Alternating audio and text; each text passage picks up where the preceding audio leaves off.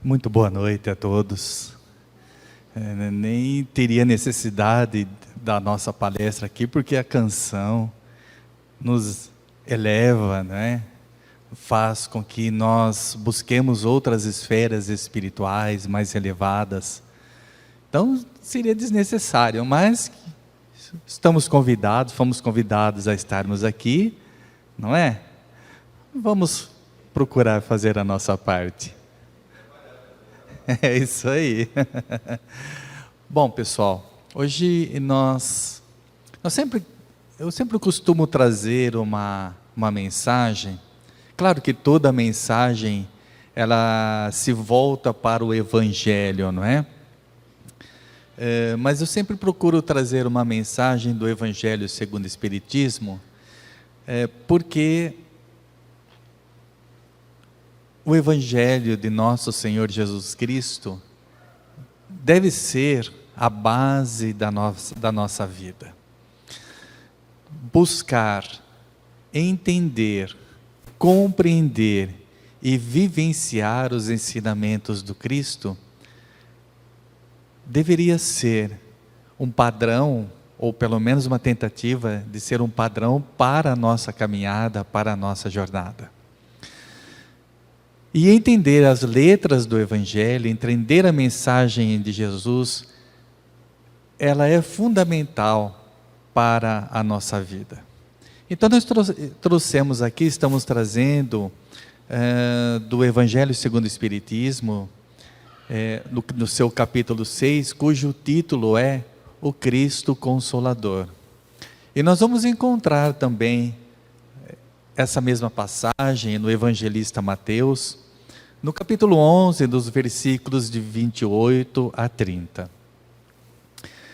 É importante que nós digamos também que, na época que o evangelho foi escrito, era muito raro ter alguém que sabia ler, e era muito caro as coisas, a tinta, o papel, que era o papiro na época.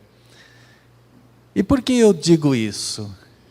Porque quando nós vamos buscar nas letras do Evangelho o conhecimento, nós precisamos entender que nenhuma palavra, nenhuma frase é dita aleatoriamente, é dita ao acaso. Então, quando nós vamos buscar fazer uma leitura, um estudo do Evangelho, nós precisamos meditar às vezes na linguagem subliminar que existe, nas entrelinhas. Por exemplo, porque às vezes passa despercebido pela gente. Olha só a mensagem de hoje. Então ela diz assim: Vinde a mim, vós todos que andais em sofrimento e vos achais sobrecarregados, e eu vos aliviarei.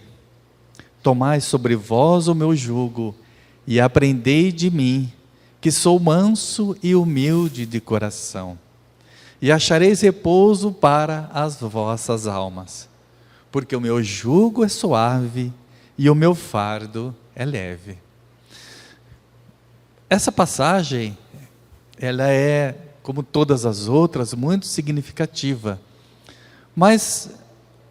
e ela tem vários pontos que nós vamos analisar hoje, que nós vamos trazer algumas reflexões. A primeira coisa que nós precisamos entender é a sabedoria de Allan Kardec. Porque quando nós vamos buscar no Evangelho, no capítulo 5, Kardec vem trazer para nós, qual o capítulo? Bem-aventurados os aflitos. Então, ele vem nos trazer passagens de Jesus que nos remetem às questões aflitivas da nossa vida. Mas dentro da sabedoria de Kardec, se no capítulo 5 ele fala das aflições, no capítulo 6 ele vem e nos traz o quê? O Cristo Consolador. Ou seja, todos nós que temos aflições no mundo, e quando a gente lê o capítulo 5 ele nos remete a isso, nós vamos buscar o consolo e encontrar o consolo no Cristo. Então, olha a sabedoria de Kardec quando ele compilou aqui, obviamente com todo o apoio da espiritualidade, o Evangelho segundo o Espiritismo. Mas dito isso, vamos então fazer algumas reflexões, porque, como eu disse a vocês, nenhuma palavra ou nenhuma frase está solta no Evangelho. E na fala de Jesus, ele começa dizendo assim: vinde a mim. E isso nos remete a um ensinamento que é fundamental, porque todo o Evangelho de Jesus, toda a sua boa nova, os seus ensinamentos, está composto numa ação, e não na inércia. Então, o vinde a mim, que Jesus está dizendo, para nós irmos em direção a Ele, nos convida a agirmos na nossa vida. Porque se temos as aflições, olhe, não tenhamos dúvida de que todos nós temos aflições. O próprio Cristo disse: no mundo tereis aflições, tende bom ânimo, eu venci o mundo. Então, no nosso atual momento do nosso planeta, no planeta de provas e expiações, é natural que todos nós que estamos encarnados aqui e até desencarnados, temos aí as nossas aflições. Às vezes a gente acha que a pessoa, às vezes passa alguém, né, ao nosso lado, sorrindo, ou, sei lá, de uma condição financeira melhor, a gente fala, lá, aquele não tem problema. Não, gente, isso não é real, não é? Porque nós temos dias bons, e nós temos também os nossos dias de aflições. Temos, faz parte. Então, achar que o nosso vizinho, o nosso amigo, ou alguém com quem eu trabalho profissionalmente, ou mesmo dentro da casa espírita, achar que as pessoas, que nós não vamos ter aflições, não vamos ter dificuldades, não vamos ter problemas, é uma ilusão da nossa parte. Porque é através das dificuldades, através das aflições, inclusive que a gente aprende, quando temos olhos de ver e ouvidos de ouvir. Então, quando nós olhamos as aflições, as dificuldades, os problemas da vida, e buscamos ter um olhar diferente, aí sim vem o aprendizado, não é? Mas então a mensagem, voltando aqui, olha aqui, Jesus fala, quando você estiver com dificuldade, vinde a mim. Ou seja, nós não podemos ficar parados, esperando que a solução dos problemas, das dificuldades, das aflições, venham milagrosamente. Não, é preciso agir, é preciso enfrentar as adversidades da vida. Então, o primeiro aspecto que nós analisamos dessa passagem, desses 2 versículos aqui, é justamente esse. Olha, vinde a mim, ou seja, vamos agir. É necessário que a gente não fiquemos parados, esperando que as coisas caiam do céu. O Evangelho nos convida a agir. Quando ele encontrou o jovem, ele foi procurado por um jovem rico, não é? Em que o jovem perguntou para ele, para Jesus, como ganhar o céu, e Jesus falou dos mandamentos, olha, siga os mandamentos, né? Ele falou, não, isso eu sigo. Ele falou, então vende tudo e siga-me. Olha, novamente a ação de seguir. Aí o jovem rico falou, opa, pera um pouquinho, né? Tem muitas coisas, tem muitos bens aqui, então eu não vou. Mas é uma escolha, é uma opção. Então, sempre que as dificuldades, as aflições chegarem até nós, vamos enfrentar, vamos lutar. Ajuda-te e o céu te ajudará. E continuando então a reflexão dessa passagem aqui, Jesus continua dizendo, afirmando inclusive, vós todos os que andais em sofrimento e achais sobrecarregados. Então ele está afirmando, não é? Aquilo que nós acabamos de dizer. Olha, que todos nós temos aflições na nossa vida. E ele pede que a gente busque a sua presença. E termina dizendo assim: e eu vos aliviarei. Jesus está dizendo: eu vou tomar as suas dores? Não. Ele está dizendo: e eu vos aliviarei. Porque a nossa compreensão de vida ainda, ela é muito limitada aos nossos 5 sentidos. Então, claro, falo por mim, então vou refazer a frase. A minha percepção de vida, ela ainda está embasada nos 5 sentidos. E como eu disse lá no início, olha, as aflições, as dificuldades, quando nós temos os olhos de ver e os ouvidos de ouvir, e saímos um pouquinho desse chão, saímos um pouquinho aqui do nosso mundo material, não é? Nós vamos entendendo, nós vamos compreendendo que a essas aflições, essas dificuldades, essas contrariedades, sejam elas materiais, sejam elas morais, espirituais, elas têm um objetivo, que é o objetivo de nos fortalecer, de nos ensinar, de fazer com que a gente aprenda.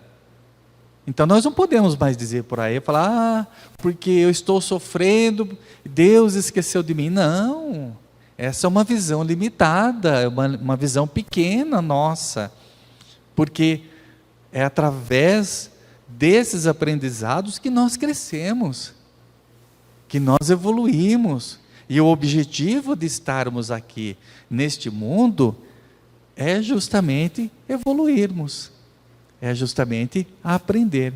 Então Jesus vem nesse trecho e diz assim: e eu vos aliviarei. As aflições são nossas, mas nós não precisamos passar sozinhos. Nós podemos compartilhar das nossas dificuldades com alguém, com um amigo, com um parente, com um vizinho, com um familiar, mas principalmente com Jesus. Não precisamos querer estar sozinho nas dificuldades. Não, Jesus está conosco, ao nosso lado, espiritualmente, em nosso coração, em nosso pensamento, e dessa forma, sabendo que Ele está ao nosso lado, é para nós um conforto, mas Ele sabe, e por isso que Ele disse do aliviar, e não nos tirar as dificuldades. Então por isso Ele fala: olha, eu estou junto com você para aliviar as suas dores. Não se preocupem, porque tudo na vida é passageiro. A única coisa que é eterna é o amor que ainda nós não conseguimos compreender totalmente na sua essência. Mas já estamos caminhando, já estamos bem próximos. Eu diria até que nós estamos a um passo, né? Falando de uma forma poética, claro, a um passo desse amor maior, que inclusive é nos relatado pelo Espírito Lázaro no Evangelho segundo o Espiritismo aqui. Continuando então a nossa análise desse trecho, Jesus continua dizendo assim: tomai sobre vós o meu jugo e aprendei de mim. E aí a gente vai trazer precisamos voltar no passado, na época de Jesus, para entendermos o que é esse jugo. Na Palestina, no tempo do Cristo, a criança tem o núcleo familiar, não é? Claro, o marido, a esposa, depois tinha os filhos. Precisamos entender com a cabeça da época, tá? Então, quando nascia os seus filhos, fosse homem, fosse mulher, eles passavam um período, até os 12, 13 anos mais ou menos, sob a supervisão da mãe. Então a mãe tinha a obrigação de passar toda a tradição oral dos mandamentos deixados por Moisés, dos profetas, era ela quem tinha a obrigação de passar essa tradição para os filhos. Se fosse homem, fosse mulher. Então, a mãe ia passando, conforme ela havia recebido, ouvido, ela repassava todas essas tradições, todos esses ensinamentos. Quando chegava mais ou menos nos 12, 13 anos, a menina continuava com a mãe, e o menino, ele ia aprender, passava a ter a tutela do pai. Então, o pai ia ensinar o menino uma profissão. Jesus aprendeu com José a carpintaria. Paulo de Tarso aprendeu com o pai o ofício de tecelão. Mas além deles aprenderem uma profissão com o pai, a profissão do pai, o pai também ensinava eles a ser o quê? Líderes. No próximo núcleo familiar. Então os jovens do sexo masculino, eles eram ensinados, não é? A ser líderes e a profissão. Bom, para aquelas pessoas, para aquelas famílias que tinham recursos financeiros, que eram poucas, o menino, nessa idade, ele passava a ser tutelado por um rabi. E isso era pago. A família tinha que ter recursos. Paulo de Tarso teve a instrução de um rabi. Então, esse jovem, ele passava a ser tutelado por um rabi, onde ele ia receber. Ele ia aprender a ler, ele ia aprender a escrever, ele ia aprender a como se comportar diante da sociedade, ele ia aprender como comer, como se vestir, como caminhar, tudo era ensinado a esse jovem por um rabi, por um professor. E naquela época existiam duas escolas bem conhecidas. Era a escola de Shammai e a escola de Hilel. Gamaliel fazia parte dessa tradição rabínica de Hilel, que era mais suave, né? Onde as regras de conduta eram mais tranquilas. Então, todos que participavam, faziam parte, esses alunos que faziam parte dessa escola, eles tinham uma vida um pouco mais tranquila, podiam conversar com todo mundo, podiam dialogar, tá? Mas a outra escola, a escola de Shammai, já era mais rígida, já era mais dura, inclusive não permitindo que os seus alunos conversassem com pessoas que não fossem judeus, que não fossem ali do povo judeu.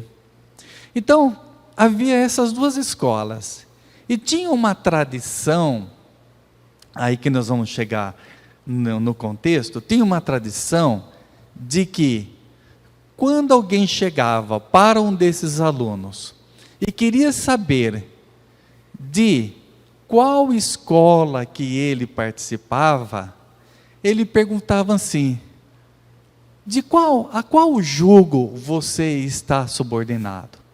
Ou seja, a qual grupo de ideias, de pensamentos, de convivência, de vivência, vocês estão subordinados? Então, o jugo que os judeus entendiam era com relação à escola das quais os alunos participavam.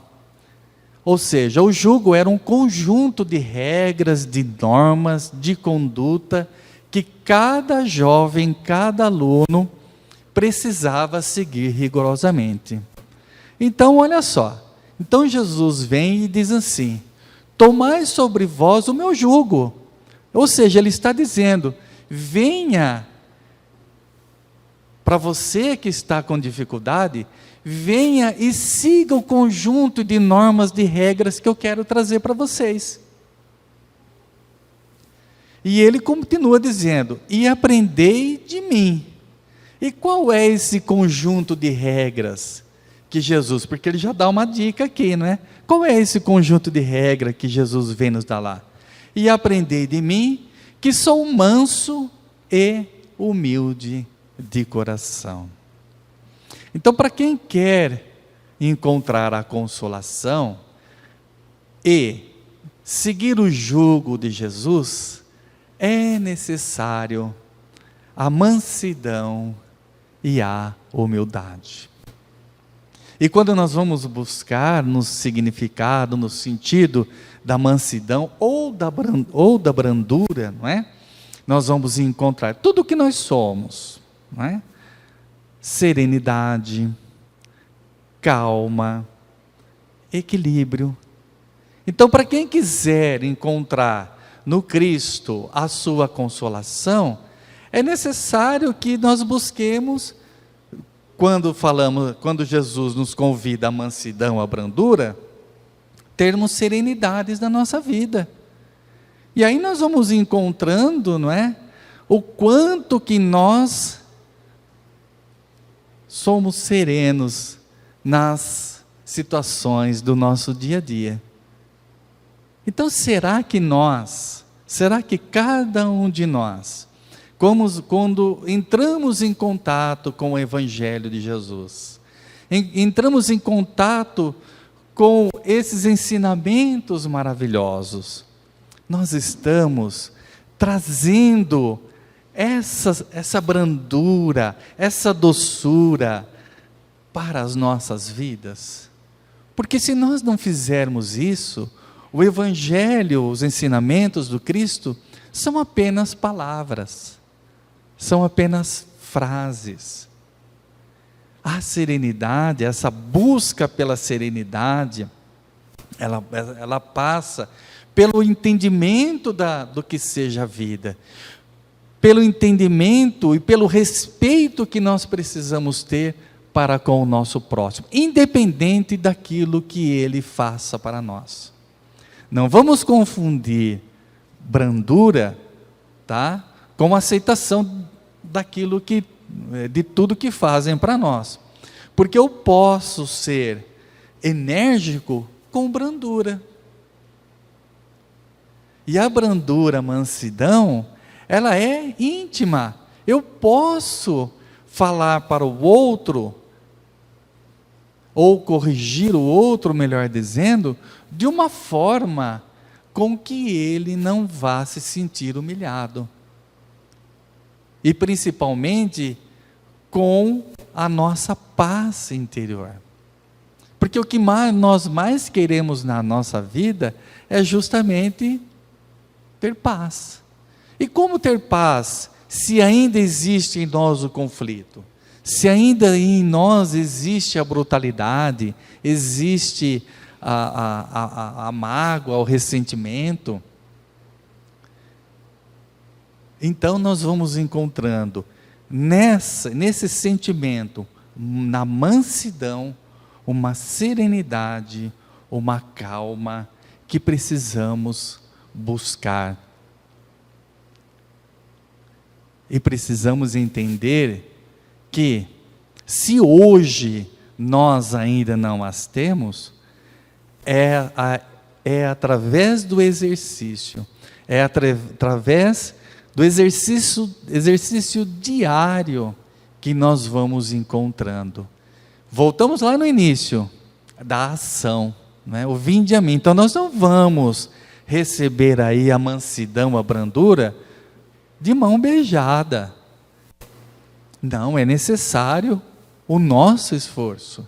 É necessário que nós lutemos contra os nossos sentimentos que tanto nos faz mal, substituindo todos eles, para sermos brandos, mansos e brandos. E o outro sentimento que Jesus vem e nos fala da humildade. Então, o que é ser humilde? É ser obediente às leis de Deus. Ser humilde é entender, é compreender que acima de nós existe um ser superior que rege a nossa vida através das suas leis, através das leis naturais, através das leis divinas. Nós vamos encontrar lá num dos 10 mandamentos de Moisés, o não roubarás. Então, às vezes a gente acha, e com certeza alguns de nós já lemos isso, que o roubarás é apenas o roubar algo material. Não, às vezes nós roubamos a alegria do outro, nós roubamos a esperança, nós roubamos a fé. Então, quando nós vamos tratar dessa humildade, dessa subordinação à lei de Deus, ela traz para a nossa vida, porque vejam bem, nós vamos encontrar no Livro dos Espíritos uma pergunta de Kardec, que ele diz assim: onde é que está gravado a lei de Deus? E a resposta é: na consciência. Então, quando nós praticamos a humildade, compreendemos e entendemos que estamos subordinados a essa lei de Deus, e que nós vamos seguindo os ensinamentos, vamos seguindo essas leis naturais, lei do amor, nós vamos tornando a nossa vida mais suave, nós vamos nos tornando pessoas mais conscientes. Então, quando Jesus vem e diz para nós assim: olha, se vocês querem ter a consolação, busque a mansidão e a humildade, porque quem faz isso se liberta das coisas do mundo, vive no mundo, mas não está preso ao mundo. E é justamente esse o nosso objetivo. Quem procura seguir esses 2 mandamentos, essa mansidão e essa humildade, quando encosta a cabeça no travesseiro à noite, dorme tranquilo, que faz um exame à sua consciência e passa em revista, como nos ensina Santo Agostinho na pergunta 919A do Livro dos Espíritos, que passa o seu dia pela sua consciência, não é?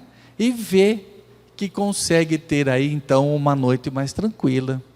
E isso nós vamos alcançar através da humildade, que é o reconhecimento que acima de nós existem as leis divinas, a lei de Deus.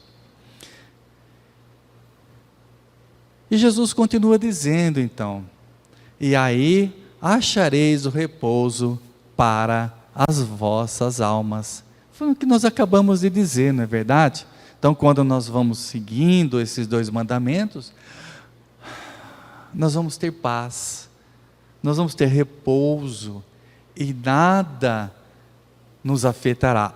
As dificuldades, os problemas continuarão, mas a maneira como nós enxergamos será diferente, e como nós agimos será diferente. E ele termina assim: porque o meu jugo, que é a mansidão e a humildade, é suave, e o meu fardo é leve. Então aqui nós podemos dizer, né, que existem dois tipos de fardo: o fardo de Jesus, que está embasado na lei do amor, e o fardo do mundo. Se insistimos em continuar carregando sobre os nossos ombros o fardo do mundo, ele é pesado, ele se torna pesado.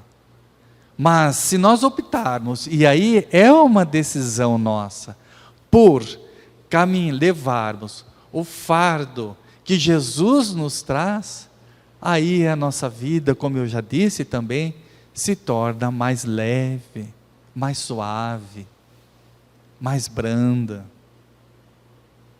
Então, vejam, irmãos e irmãs, que tudo tem que ter a nossa decisão. Tudo para nós é uma escolha. Os caminhos nos são oferecidos. Jesus veio e trouxe a sua mensagem, mas deixou livre. Uma passagem ele diz assim: aquele que quiser vir após mim, tome a sua cruz e siga-me. Aquele que quiser, ele não está nos obrigando, mas traz os seus ensinamentos para que tenhamos um caminho, tenhamos uma rota, tenhamos um direcionamento. Daí, gente, andar nessa estrada que Jesus trilhou para nós é uma opção nossa. Eu posso continuar pelos caminhos pelos quais eu estou, mas eu posso olhar e falar assim: não, eu quero seguir por essa estrada. Então eu espero que todos nós, e primeiramente eu, claro, né? Que todos nós possamos, ao ouvirmos a mensagem de Jesus, possamos tomar a decisão de entrar pelos caminhos do Cristo, entrar pela mansidão, entrar pela humildade de coração, para que possamos ser pessoas melhores, para que possamos ser cristãos melhores, para que possamos ser espíritas melhores. É o que eu desejo a todos aqui, e desejo também que tudo aquilo que vocês vieram buscar nessa casa bendita, que acolhe a todos nós, vocês possam encontrar. Muita paz, muitas alegrias e um bom final de semana a todos. Obrigado.